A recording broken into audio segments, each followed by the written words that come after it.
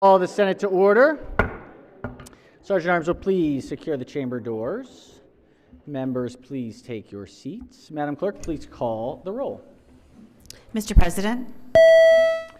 All right, Senators, we are very pleased this evening to be joined by Pastor Ray Cotton of Mount Sinai Baptist Church in Baltimore, Maryland, guest of the distinguished senator from the 45th District. Please rise for the invocation.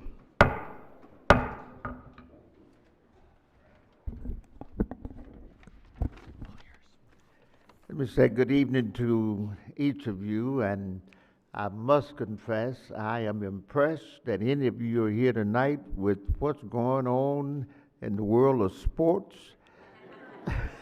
I'm even impressed that I'm here. And one other thing, it's almost 30 years to the exact date that I was invited here to offer prayer. And so I'm honored to have been given the opportunity to come before you again. And thank you so much, Senator McCray, and thank each of you for accepting me. Let us bow. Lord, grant the wisdom, the integrity, and courage needed for each representative in the decisions that will be made concerning the welfare of all people. I pray that each person serve faithfully and be guided by your principles, and that they may be empowered to resist corruptions and any selfish ambitions, and that they serve with compassion and kindness. Keep us all from any harm or danger, that we may remember that all authority comes from you. Amen. Thank you, sir. That was wonderful. Thank you. I'll recognize the senator from the 45th District. Thank you, Mr. President. When I think about Pastor Ray Cotton, who leads Mount Sinai Baptist Church, I think about him leading since 1996. I think about him being that person, his 43 plus years in ministry, Pastor. I think about the 28 plus years right here in the city of Baltimore. But I also think about you as the two-term president for Maryland Baptist Convention, the secretary treasurer of the National Baptist Convention. But Pastor, what I'm most proud of is just how you make sure that you step outside of the church.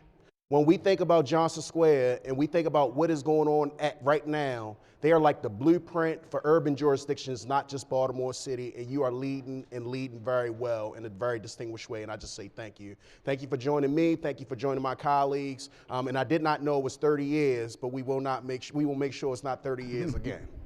Wonderful. Excellent. Well, thank you, Senator. And if we can journalize the prayer.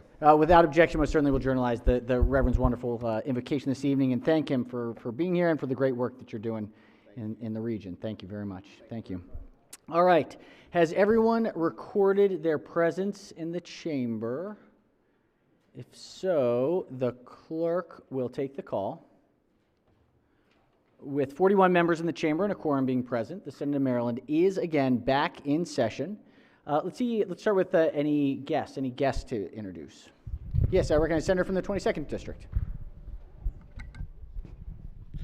Thank you, Mr. President. Members of the Senate, I will hope that you would join me in recognizing all of the District 22. We had our District 22 night here in Annapolis, and so I will help you if you can help me recognize my constituents here who came out all the way from District 22 here to Annapolis. Please give them a round of applause. Wonderful. Welcome, District 22. It was a packed room in there. It was a packed room. It was excellent. That's what we do in District 22. If I can also add, I do have a few elected leaders in my district that are here. Mayor Ifyak Inyang, who's here with us, and Councilmember Aaron Foe from the town of Riverdale Park, and Mayor of Berwyn Heights, Tiffany Papa-Nicholas, who's here with us too. Wonderful. Welcome. Welcome. Thank you all for joining us. All right. Excellent. There was also a great nonprofit there. I can't remember the name of it, but there was a reuse of the woods. Forklift, yes, community forklift. Yeah, it was pretty cool. Excellent. All right, Senator from District 8. Good evening, colleagues. Tonight I'm joined by the junior senator from District 8. Permission to use yes. the senator's name? Yeah. Chase Jackson has joined me today. I'm so thankful that he came down and spent the day with me. So he's been really enjoying his time here, and he's been a great help. So let's give him a hand. Thank you. Wonderful. Hey.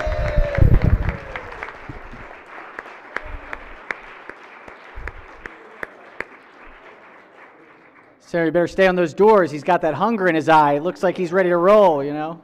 Very good. All right. Yes, Senator from the 42nd District. Thank you, Mr. President. Our presence this evening is graced with a wonderful lady who was among us for so many years. She's now the Baltimore County Executive. Kathy Klausmeyer is on the floor. Hey, welcome to the... None other. We're so glad to have you. Thank you. Former Senator, Madam County Exec. Thank you. All right, other introductions, any other introductions on this Martin Luther King Day? We had a wonderful ceremony outside with the wreath-laying ceremony. It was an excellent gathering of folks. Always sort of the kickoff of session, it feels like, with MLK Day. Good reminder of what to focus on as we're coming into the work. Any other announcements before we jump into things? If not, so we consider the reading of the journal from the prior legislative day. We have a few bill introductions. Let's start with calendar number 8. Clerk will read the calendar. Senate Bill 257, Senator Simon Ayer, Mel Noland Woodland Initiatives and Fellowship Fund, Reporting, Education, Energy, and the Environment. Majority Leader moves so be consider the reading of the bills. They'll be referred to their appropriate standing committees. Next we have bond initiatives. Clerk will read the bond initiatives. Senate Bond Initiative Number 1, Senator Bidel, Linthicum Ferndale Youth Athletic Association, Budget and Taxation. Number 2, Senator West, Carroll Manor Elementary School, Budget and Taxation. All right, our first two bond initiatives are now moving forward. We'll head to the Capital Budget Subcommittee. Get those bills in, those bond initiatives in. We're going to have a busy week this week. I think some bill hearings across the board, so we want to get rolling so that we're not backed up at the end. But as of that, the desk is clear. That's all we have for business tonight. However, we have a very, very important remarks this evening to honor Martin Luther King Jr.'s birthday, 97 years old today.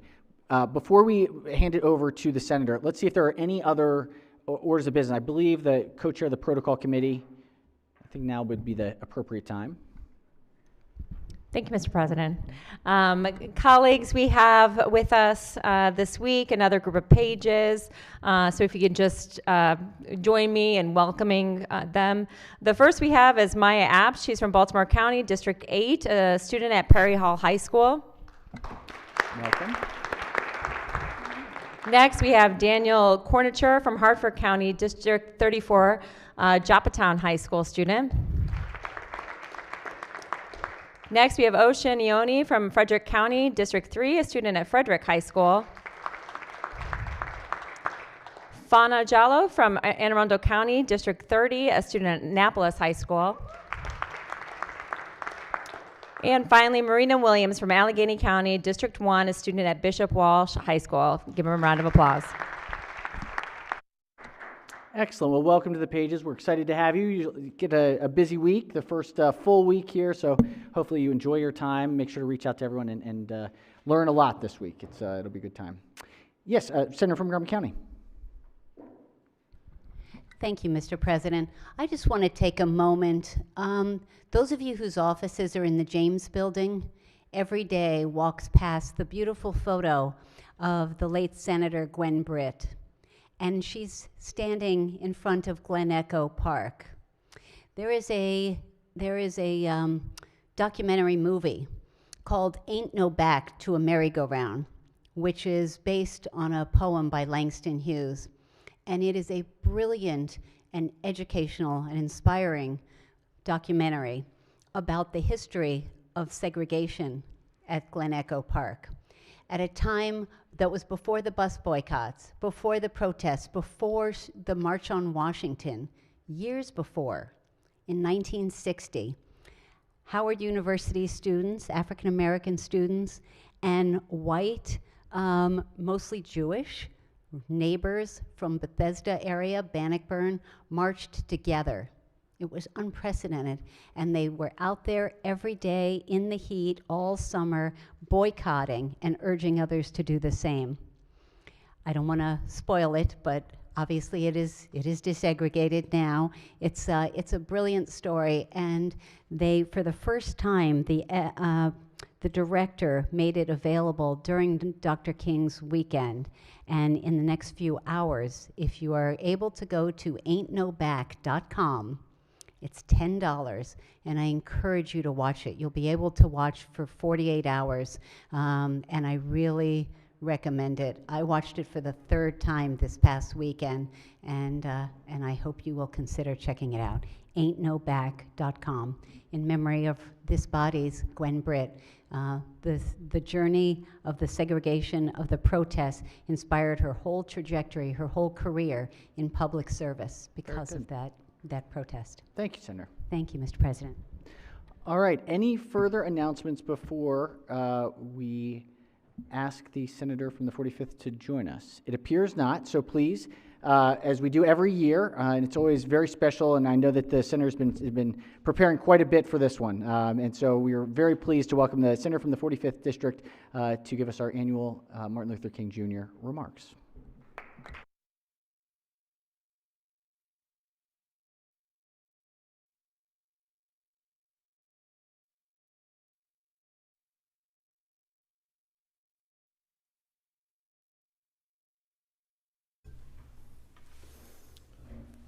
First, just thank you, Mr. President.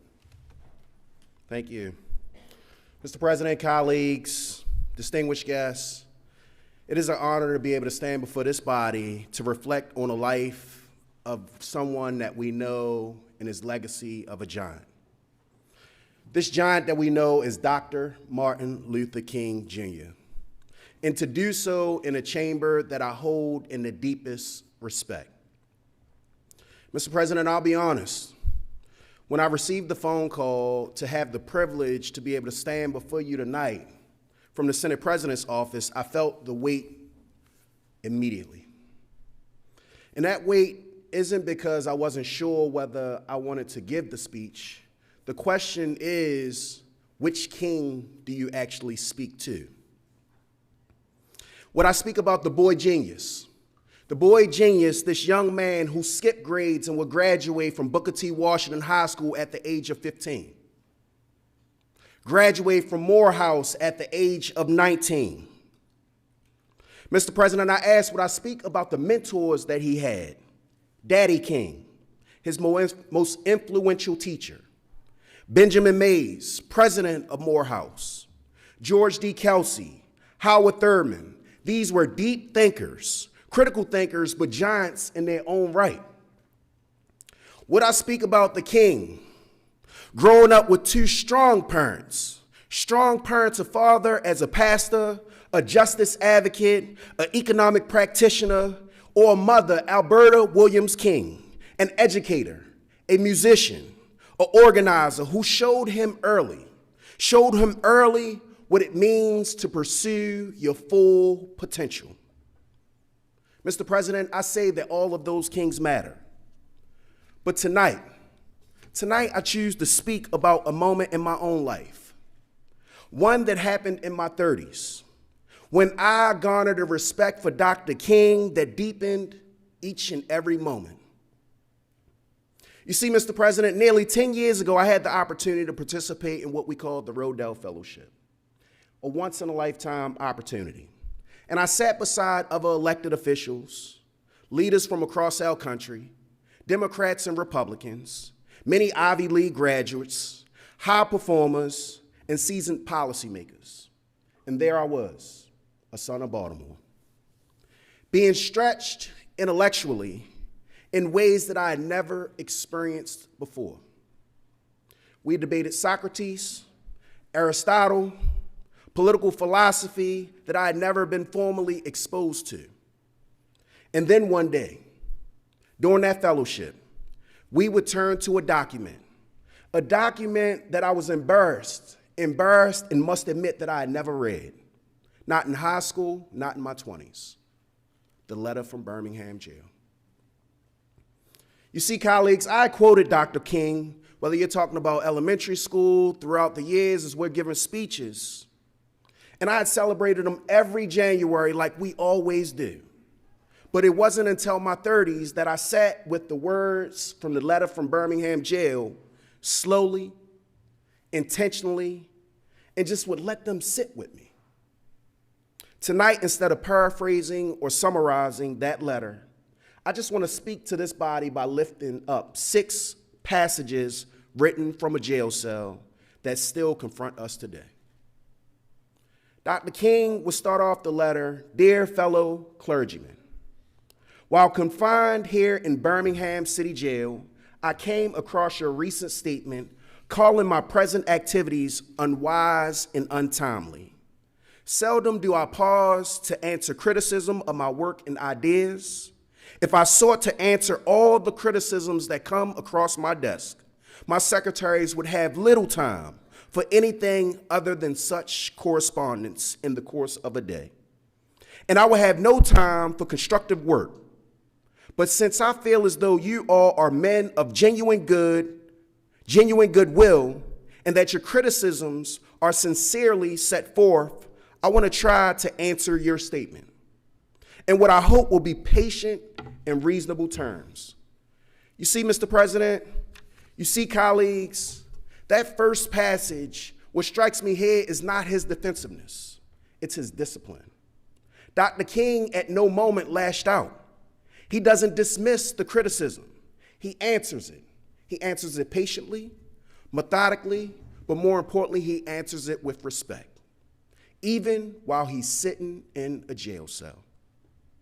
You see, as I reflect, I remind myself that this is leadership that what it looks like under pressure. This is moral clarity without any type of ego. And it reminds us that responding thoughtfully, colleagues, because that is what I learned, especially when you are criticized, it is itself an act of courage. As I move to the second passage. Moreover, I am cognizant of the interrelatedness of all communities and states. I cannot sit idly by in Atlanta and not be concerned about what happens in Birmingham. Injustice anywhere is a threat to justice everywhere. We are caught in an inescapable network of mutuality, tied in a single garment of destiny. Whatever affects one directly affects all indirectly. Never again can we afford to live with the narrow, provincial, outside agitator idea. Anyone who lives inside the United States can never be considered an outsider anywhere within its bounds.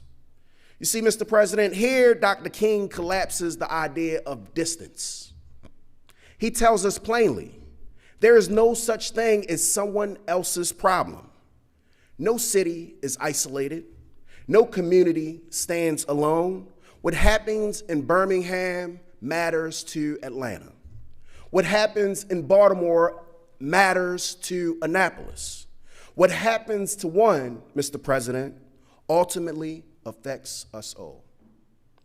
Colleagues, as I move towards the third passage, in any nonviolent campaign, there are four basic steps: collection of facts to determine whether injustices exist, negotiation, self-purification, and direct action.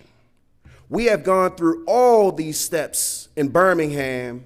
There can be no gainsaying the fact that racial injustice engulfs this community. Birmingham is probably the most thoroughly segregated city in the United States. Its ugly record of brutality is widely known. Negroes have experienced grossly unjust treatment in the courts. There have been more unsolved bombings of Negro homes and churches in Birmingham than any other city in the nation. These are the hard, brutal facts of the case. On the basis of these conditions, Negro leaders sought to negotiate with the city fathers, but the latter consistently refused to engage in good faith negotiations. Mr. President, this right here is where King is sometimes misunderstood.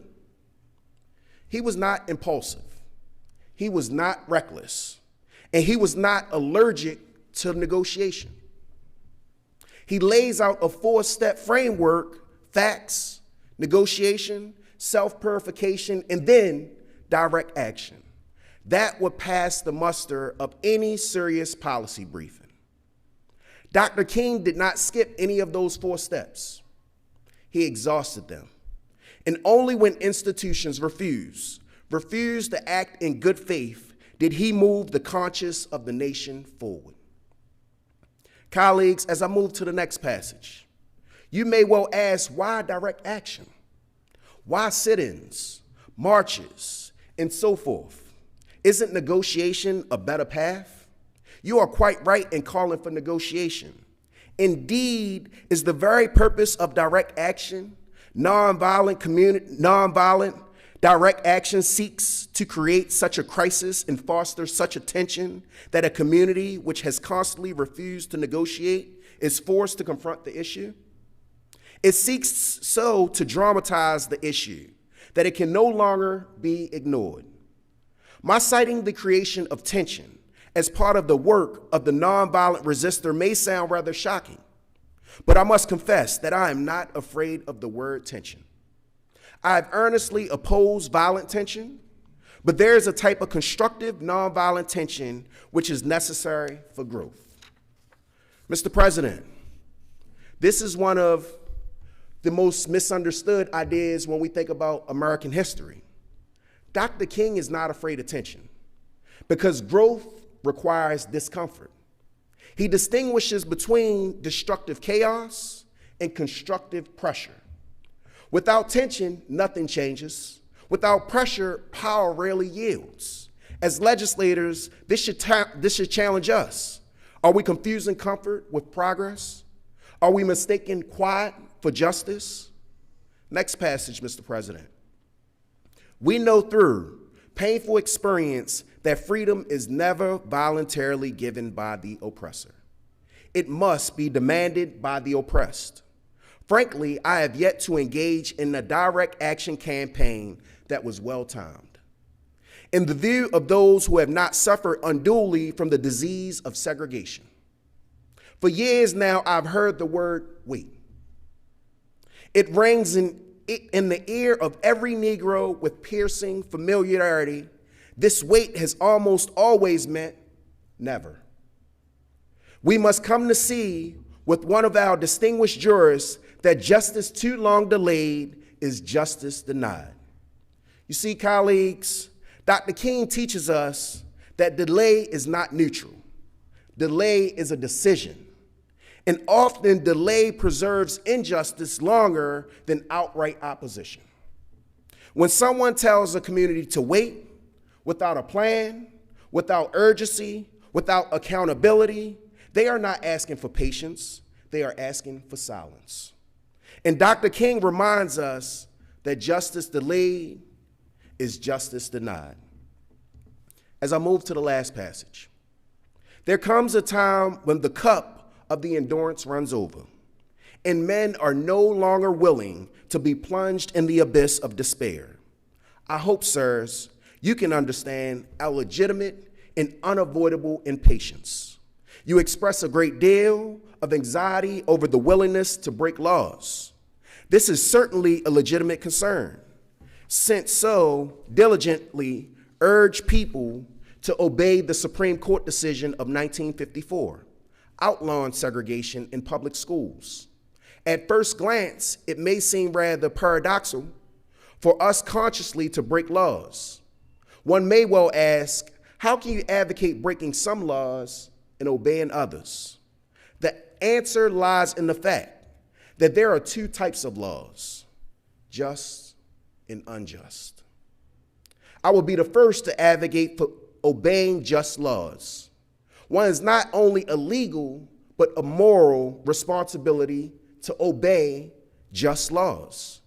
Conversely, one has moral responsibility to disobey unjust laws.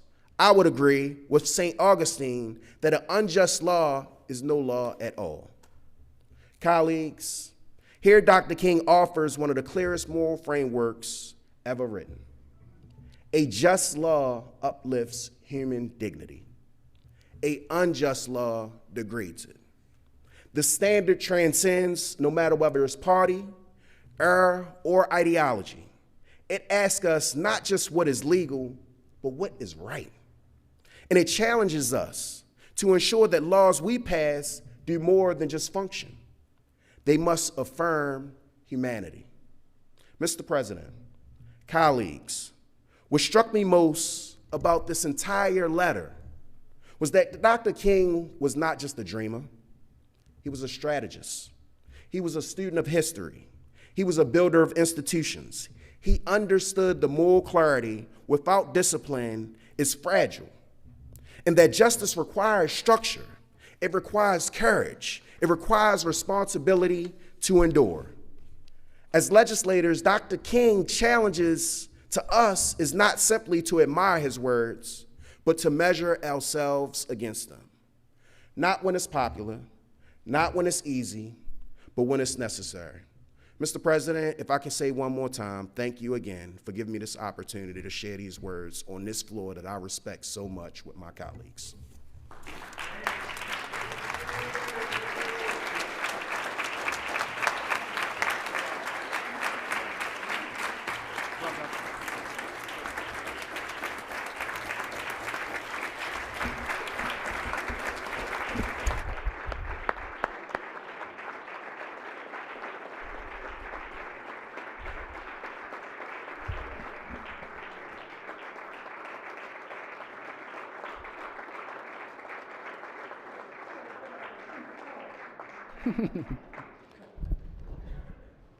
East and West come together after a speech like that. You know. Yes, recognize the Senator for Prince George's. Yes, sir. What a great speech we have tonight, and two things will happen. I'm going to consecrate you as a bishop. And then secondly, there are plates at each door for you to give a love offering just to show them what you think about. Amen. I move that those wonderful words be journalized. Without objection, so ordered. Absolutely. That was remarkable. Well done. I mean, that was excellent. Truly thoughtful. It was great. Thank you. It was excellent. Just what we needed tonight. Truly, in the midst of hard times. Thank you, sir. All right. I think that'll do it. Let's leave it there. Let's do a quorum call before we adjourn. Mr. President, has everyone recorded their presence? If so, the clerk will take the call.